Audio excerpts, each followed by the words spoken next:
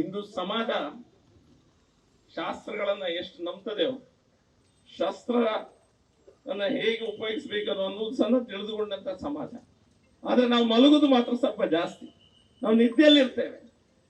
ನಿದ್ದೆಯಲ್ಲಿ ಇದ್ದವರನ್ನ ಎಚ್ಚರ ಮಾಡುವಂತ ಕೆಲಸ ಬಹುಶಃ ರಾಹುಲ್ ಗಾಂಧಿ ಮಾಡ್ತಾ ಇದ್ದಾನೋ ಅನ್ನುವಂತ ಮನಸ್ಥಿತಿ ನನಗೆ ಬರ್ತದೆ. ಎರಡು ದೊಡ್ಡ ದೀಂಡನೆ ಕರೆಕ್ಟ್ ಆಗ್ತವ. ಈಗ ದೊಡ್ಡ ಕೆಪ್ಪದಂಡ ದೀವಡಿ ಇವನಿದ್ರೆ ಅವನಿಗೆ ಈ ಒಂದು ಆ ಧೈರ್ಯ ಎಲ್ಲಿಂದ ಬರ್ತಿದೆ ಅಂತ ನನಗೆ ಗೊತ್ತಾಗ್ತಾ ಇಲ್ಲ. 99 ಸೀಟ್ ಇಟ್ಕೊಂಡು ಏನೋ ಒಂದು ಸಾಧನೆ ಮಾಡಿದಾಗೆ ಮಾತಾಡ್ತಾ ಇರ್ತಾನೆ. ಇಡೀ ಅಯೋಧ್ಯೆಯ ಮೂವ್ಮೆಂಟ್ ಏನಿದೆ, ಅಯೋಧ್ಯೆ ಒಂದು MP ಸೀಟ್ ಅನ್ನ ನಾವು ಸೋತು ಹೋದ್ವಿ ಈ ಸಲ. ಅದಕ್ಕೋಸ್ಕರ ಅಯೋಧ್ಯೆ ಮೂವ್ಮೆಂಟ್ ಅಡ್ವಾಣಿಜಿ ಅವರು ಸ್ಟಾರ್ಟ್ ಮಾಡಿದಂತ ಅಯೋಧ್ಯೆ ಮೂವ್ಮೆಂಟ್ ಅನ್ನು ನಾನು ನಿಲ್ಲಿಸಿದ್ದೇನೆ ಅನ್ನುವಂತ ಮನಸ್ಥಿತಿ ಇವನು ಮನಸ್ಸಿಗೆ ಬಂದಿದೆ. ಭಾರತ ದೇಶದಲ್ಲಿ ರಾಮ ಒಂದು ಜಾಗದಲ್ಲಿ ಮಾತ್ರ ಅಲ್ಲ, ಪ್ರತಿಯೊಬ್ಬ ಹಿಂದೂನ ಹೃದಯದಲ್ಲಿ ಇದ್ದಾನೆ ಅನ್ನುವಂಥದ್ದನ್ನು ಇವನಿಗೆ ನೆನಪೋದಾಗಿದೆ. ಅದನ್ನ ತೋರಿಸಿಕೊಡ್ಬೇಕಂತ ಸಮಯ ಸಹ ಬಂದಿದೆ. ಶಿವಾಜಿ ಅಂತವರು ನಮ್ಮ ಸಮಾಜದಲ್ಲೇ ಹುಟ್ಟಿದ್ದು, ರಾಣಾ ಪ್ರತಾಪ್ ಅಂತವ್ರು ಸಹ ನಮ್ಮ ಸಮಾಜದಲ್ಲೇ ಹುಟ್ಟಿದ್ದು. ಪುನಃ ಯಾವಾಗ ಶಸ್ತ್ರ ತೆಗೆದುಕೊಳ್ಬೇಕಾ ಅವಾಗ ತೆಗೆದುಕೊಳ್ತೇವೆ.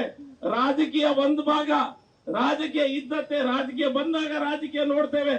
ಆದ್ರೆ ಹಿಂದೂ ಸಮಾಜದ ಮೇಲೆ ನೀವು ಈ ರೀತಿ ಮಾತುಗಳನ್ನ ಆಡ್ತಾ ಬಂದ್ರೆ ನಿಮಗೆ ಎಲ್ಲಿ ಶಸ್ತ್ರ ಪೂಜೆಯನ್ನ ಮಾಡಿಸ್ಬೇಕು ಖಂಡಿತ ಅದೇ ಭಾಷೆಯಲ್ಲಿ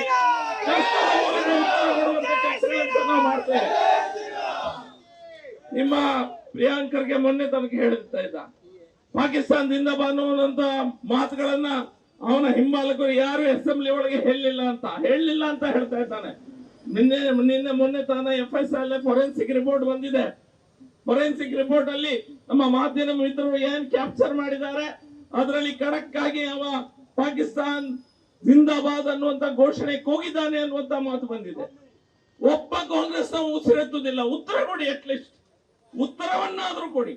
ಹೌದು ಹೇಳಿದ್ ಹೌದು, ಅವ್ರ ಮೇಲೆ ಆಕ್ಷನ್ ಅನ್ನ ತೆಗಿತೇವೆ ಅನ್ನುವಂತ ಮಾತನಾಡಿದ್ರು ಆಡಿ. ಆ ಮಾತನಾಡುವ ಶಕ್ತಿ ನಿಮ್ಮ ಹತ್ರ ಇಲ್ಲ.